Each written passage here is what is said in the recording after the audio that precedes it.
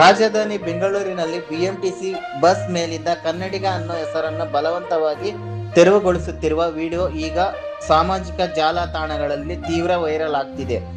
ಹೌದು, BMTC bus ಹಿಂಭಾಗದಲ್ಲಿ ಹಾಕಲಾಗಿದ್ದ ಕನ್ನಡಿಗ ಎಂಬ ಹೆಸರು ಹಾಗೂ ಸ್ಟಿಕ್ಕರ್ ಅನ್ನು ಡಿಪೋ ಮ್ಯಾನೇಜರ್ ಆದೇಶದಂತೆ ಸಿಬ್ಬಂದಿಯೊಬ್ಬರು ತೆರವು ಮಾಡುತ್ತಿರುವುದು ಕ್ಯಾಮೆರಾದಲ್ಲಿ ಸೆರೆಯಾಗಿದೆ. ಈ ಸ್ಟಿಕ್ಕರ್ ತೆಗೆಯುತ್ತಿದ್ದರೆ ಬಸ್ ಅನ್ನು ರೂಟ್ಗೆ ಬಿಡುವುದಿಲ್ಲ, ಡಿಪೋದಿಂದ ಆಚೆ ಕಳಿಸುವುದಿಲ್ಲ ಎಂದು ಡಿಪೋ ಮ್ಯಾನೇಜರ್ ಕಟ್ಟುನಿಟ್ಟಿನ ಸೂಚನೆ ನೀಡಿದ್ದಾರೆ ಎಂದು ಆರೋಪಿಸಲಾಗಿದೆ. ಕರ್ನಾಟಕ ರಾಜಧಾನಿಯಲ್ಲೇ ಸರ್ಕಾರಿ ಬಸ್ಗಳ ಮೇಲೆಯೇ ಕನ್ನಡಿಗ ಅನ್ನುವ ಹೆಸರಿನಲ್ಲಿ ಜಾಗವಿಲ್ಲವೇ? ಈ ರೀತಿ ಕನ್ನಡಿಗನ ಎಂಬ ಬರಹ ತೆರವುಗೊಳಿಸಲು ಸೂಚನೆ ನೀಡಿದ ಡಿಪೋ ಅಧಿಕಾರಿ ವಿರುದ್ಧ ಕನ್ನಡಿಗರು ಹಾಗೂ ಸಾರ್ವಜನಿಕರು ತೀವ್ರ ಆಕ್ರೋಶ ವ್ಯಕ್ತಪಡಿಸುತ್ತಿದ್ದಾರೆ.